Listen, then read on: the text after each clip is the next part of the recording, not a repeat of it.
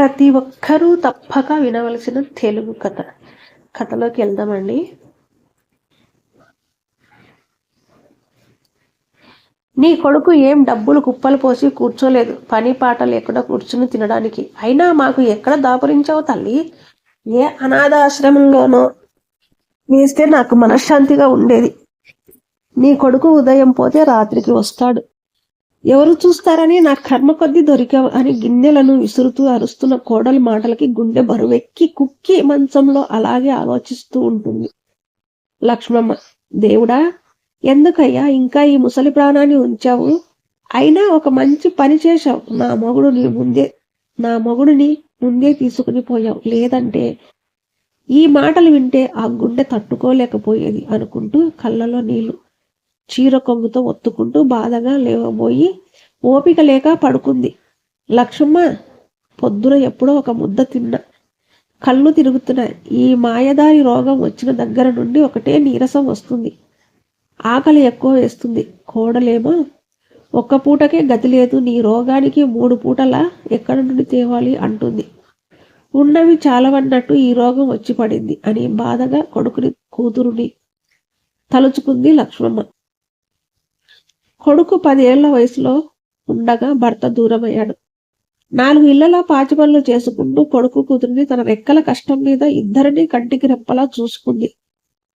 కొడుకును చదివిద్దాం అనుకుంది, కానీ వాడికి చదువు వంట పట్టపోవడంతో కూలి పనులకు వెళ్ళేవాడు. కూతురికి పెళ్లి చేసి పంపింది. వాళ్ళు కూలి పనులు చేసుకుంటూ వాళ్ళ బాధలు వాళ్ళు పడుతున్నారు. కోడలు సుశీల లక్ష్మమ్మ కష్టపడి పనిచేసి డబ్బులు తెస్తూ రోజులన్నీ బాగానే చూసింది. లక్ష్మమ్మ కష్టపడి పనిచేసి డబ్బులు తెస్తున్న రోజులన్నీ బాగానే చూసింది. వయసు పడిబడిన దగ్గర నుండి సరిగా పనిలోకి వెళ్ళలేకపోతుంది.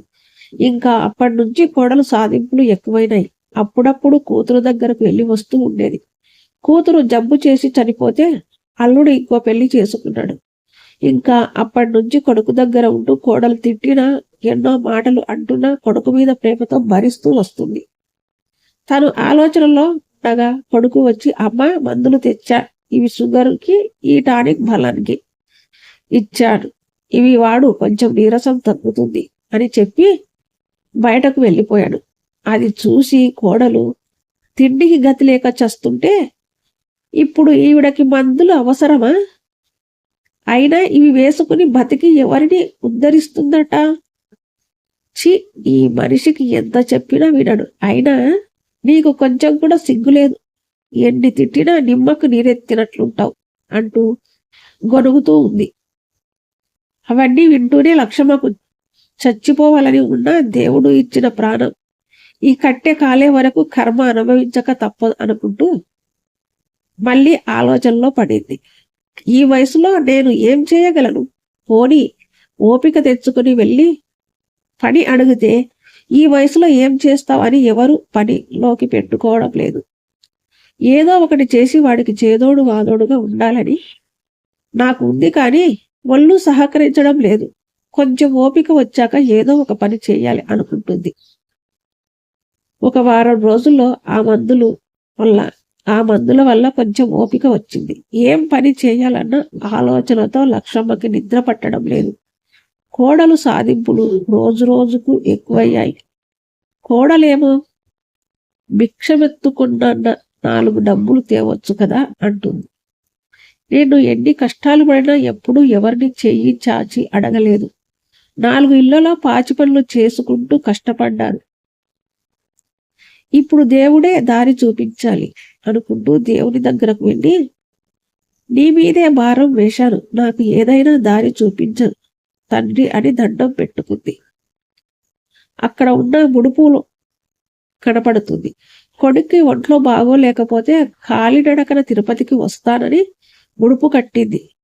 ఎప్పుడు వెళ్ళాం అన్నా? కోడలు తినడానికి తిండి లేదు, కానీ ఊరు వెళ్ళాలా అని అరిచేది. ఇప్పుడు ఆ ముడుపు ఇలా ఉపయోగపడుతుందని అనుకోలేదు అని దాన్ని విప్పి చూసి ఇప్పటికి చాలు అని సంతోషంతో కోడలు బయటకు వెళ్ళాక చిన్నగా నడుచుకుంటూ మార్కెట్కి వెళ్ళి కొన్ని కూరగాయలు కొనుక్కుని అక్కడ దగ్గరలో ఉన్న పార్కుకు వెళ్ళి గేటు పక్కన తనతో తెచ్చిన బట్ట పరిచి కూరగాయలు పోసి అమ్మటం మొదలుపెట్టింది.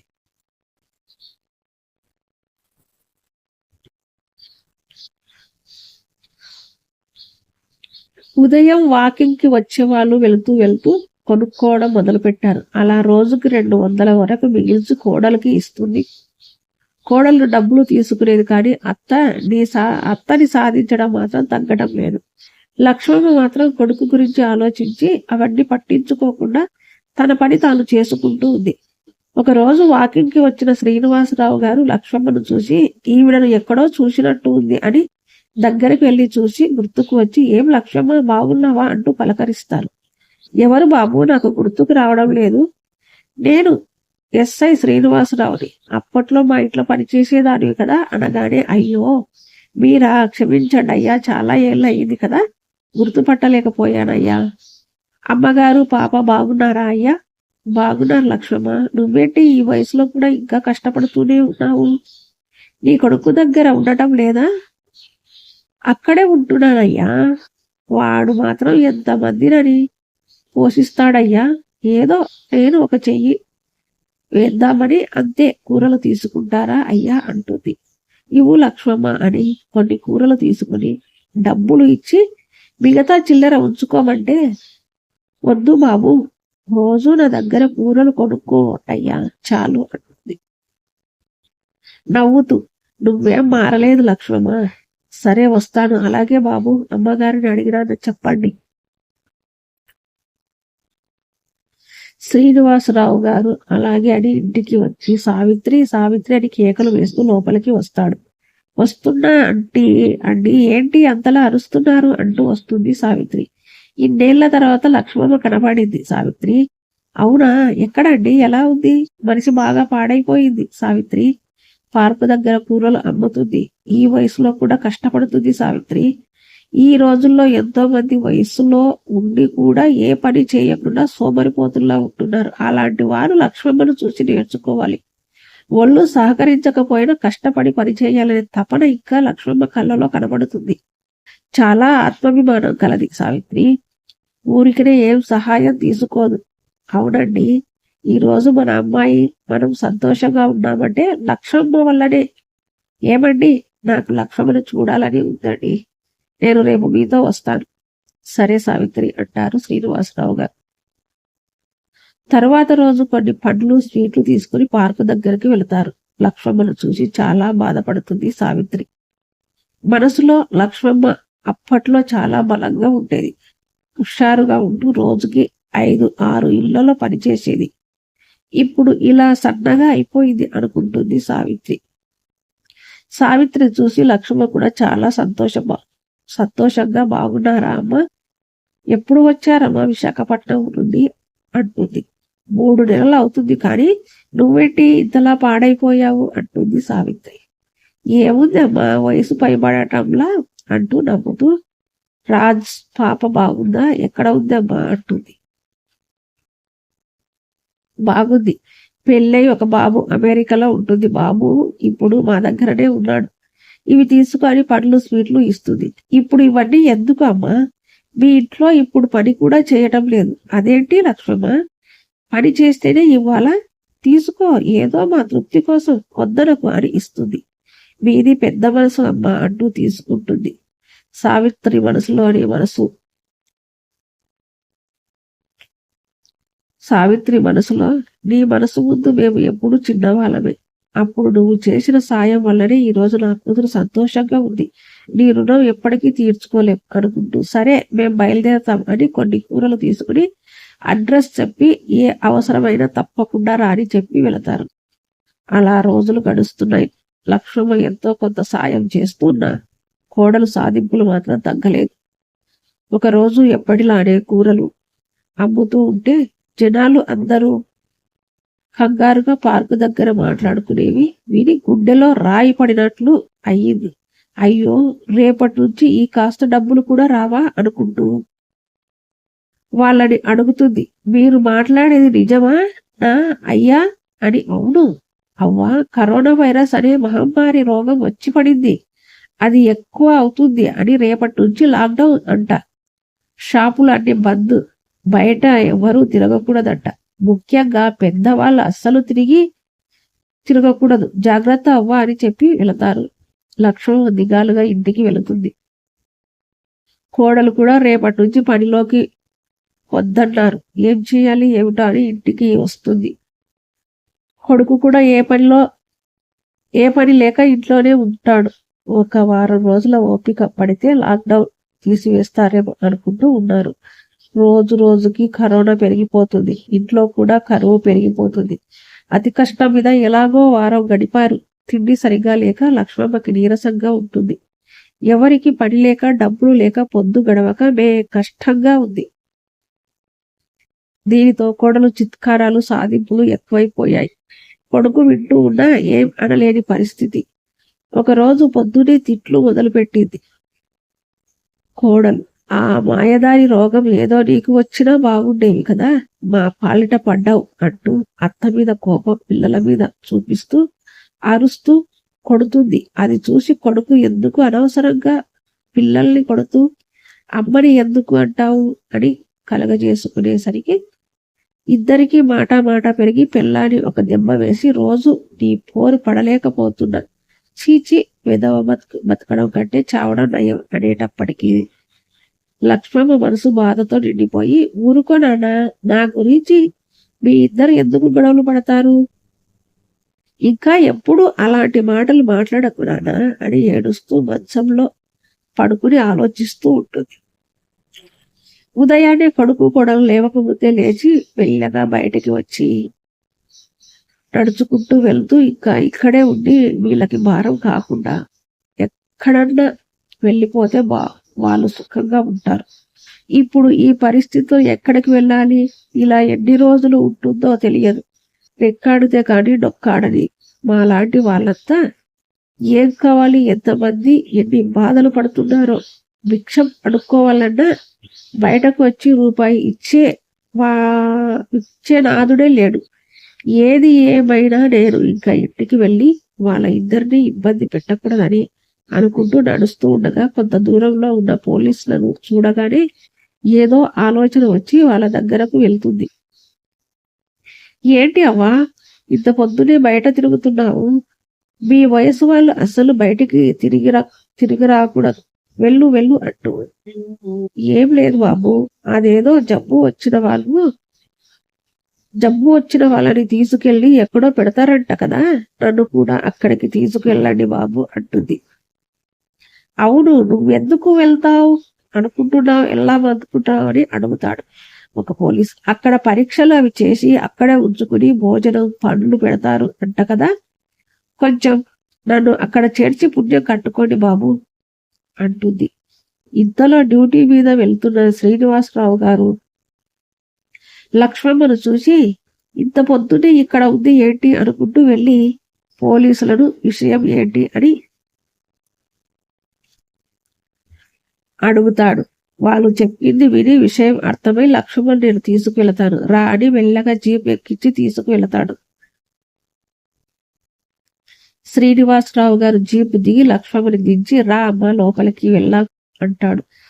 ఇక్కడే నా బాబు అందరినీ ఉంచేది అంటుంది. అవును, లోపలికి రా అమ్మ అని గేట్ తీసి డోర్ బెల్ కొట్టడగా డోర్ తీసిన సావిత్రి చూసి నిర్ఘాంతపోయి, ఇక్కడికి తీసుకొచ్చారేంటి అయ్యా అంటుంది. నేను ఎప్పటి నుంచో చెబుతున్నా లక్ష్మమ్మ, ఒకసారి తీసుకురండి అని, ఇప్పటికీ కుదిరింది అంటుంది సావిత్రి.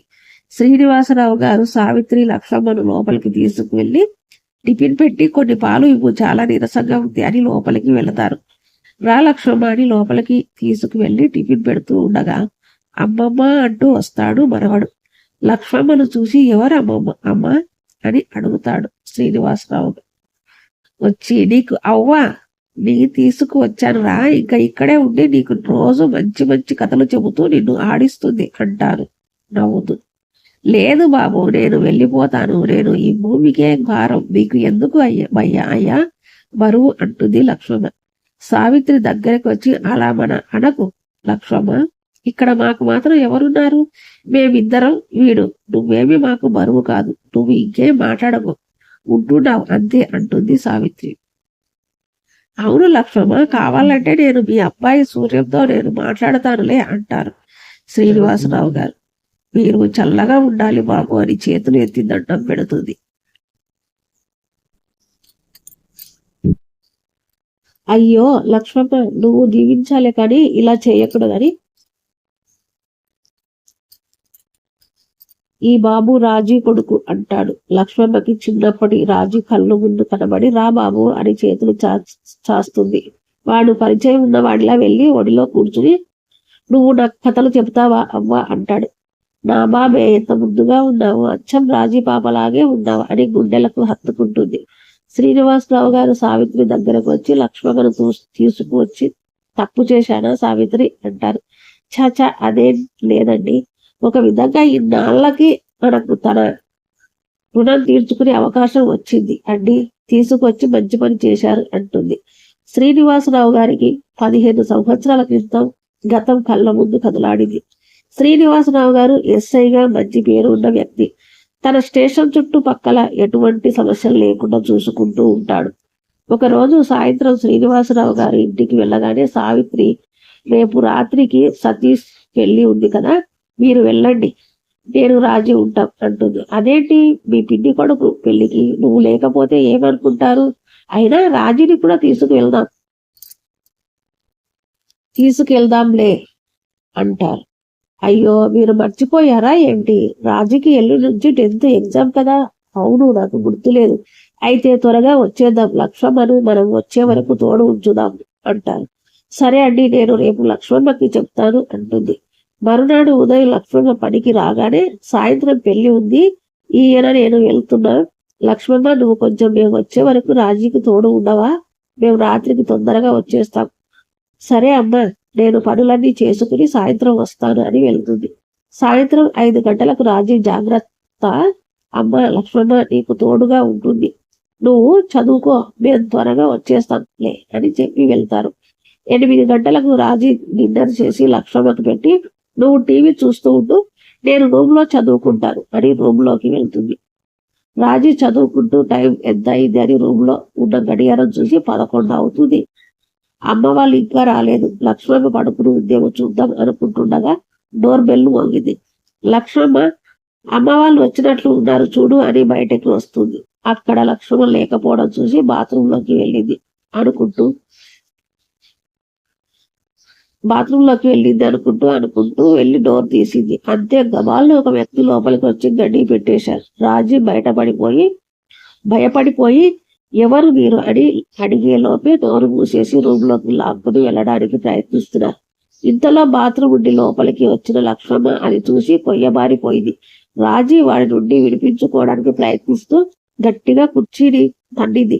ఆ సౌండ్కి లక్ష్మమ్మ ఈ లోకంలోకి వచ్చి ఎవడు రాను అంటూ గట్టిగా వాడి నుండి రాజీని లాగుతుంది. వాడు రాజీని వదలకుండా లక్ష్మమ్మను ఒక తోపు తోసేటప్పటికి లక్ష్మమ్మ వెళ్ళి అవతల పడుతుంది. రాజీ రూమ్లోకి వెళ్లకుండా గింజుకుంటున్నా వాడు రూమ్లోకి లాక్కుని వెళ్ళబోతుంటే లక్ష్మమ్మ పైకి లేచి పక్కనే ఉన్న ఫ్లవర్ వాజ్తో వాడి నెత్తి మీద కొట్టింది. వాడు రాజీని వదిలి తల పట్టుకుని అమ్మ అంటూ కింద పడిపోతాడు.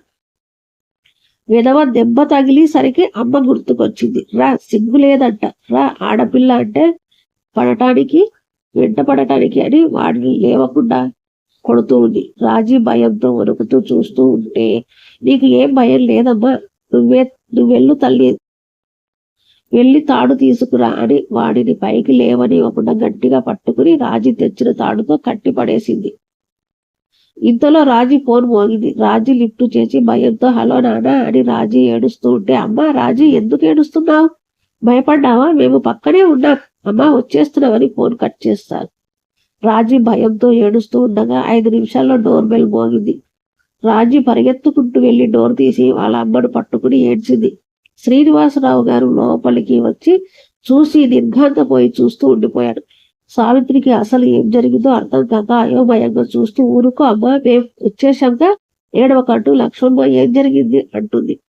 లక్ష్మమ్మ జరిగింది చెప్పగా శ్రీనివాసరావు గారు ఈ లోకంలోకి వచ్చి సృహ తప్పి ఉన్న వాడిని చూసి వీడిని ఎక్కడో చూసినట్టు ఉంది అని ఆలోచిస్తూ ఉంటే గుర్తుకు వచ్చి, అవును వాడే ఈ టీజింగ్ కేసులో వార్నింగ్ ఇచ్చిన వాళ్ళలో వీడు ఒకడు అని వెంటనే కానిస్టేబుల్ కి కాల్ చేసి రమ్మని చెప్పి శ్రీనివాసరావు గారు లక్ష్మమ్మ దగ్గరకు వెళ్ళి చేతులు జోడించి నా బిడ్డను కాపాడావు, నీ రుణం ఎలా తీర్చుకోవాలని ఏడుస్తూ అంటారు. అయ్యో అదేంటి అయ్యగారు, రాజీ మాత్రం నా కూతురు లాంటిది కాదా అని బాబు ఈ దొంగ సచ్చినోటిని మాత్రం వదలకండి అంటూ ఉండగా కానిస్టేబుల్స్ వచ్చి వాడిని స్టేషన్ కి తీసుకు వెళ్తారు. సావిత్రి రాజీకి వాటర్ తాగించి కూర్చోబెట్టి బయట భయపడకు అమ్మ పడుకో ఇంకా అని లోపలికి తీసుకెళ్లి పడుకోబెట్టి వచ్చి లక్ష్మమ్మ ఈ రోజు నువ్వు లేకపోతే నా కూతురు బ్రతుకు అన్యాయం అయిపోయేది. మనిషి రూపంలో వచ్చిన దేవతలు నా బిడ్డను కాపాడావు, నీ మేలు ఈ జన్మలో మర్చిపోవు అంటారు. అలా ఏం లేదు బాబు, మంచి వాళ్ళకి ఎప్పుడు మంచి జరుగుతుంది, చాలా టైం అయ్యింది, ఇంకా వెళ్ళి పడుకోండి అయ్యా అంటుంది. ఆ రోజు రాత్రి ఎవరు ప్రశాంతంగా నిద్రపో. రాజు పరీక్షలు అయ్యాక ఇంటర్లో జాయిన్ చేద్దాం అనుకుంటూ ఉండగా శ్రీనివాసరావు గారికి వైజాగ్ ట్రాన్స్ఫర్ అయి వెళ్ళిపోయారు. అలా వెళ్ళిన వాళ్ళు ఇప్పుడు ఇలా లక్ష్మమ్మకి సహాయం చేయడానికి మనిషి రూపంలో వచ్చిన దేవుళ్ళు అయ్యారు. అందుకే అంటారు మనం చేసే మంచి ఎప్పటికైనా తిరిగి మనకు సహాయపడుతుంది. అందుకు లక్ష్మమ్మ కథ నిదర్శనం. సమాప్తం. ఈ కథ కనుక మీకు నచ్చినట్లయితే లైక్ చేయడం మాత్రం మర్చిపోకండి.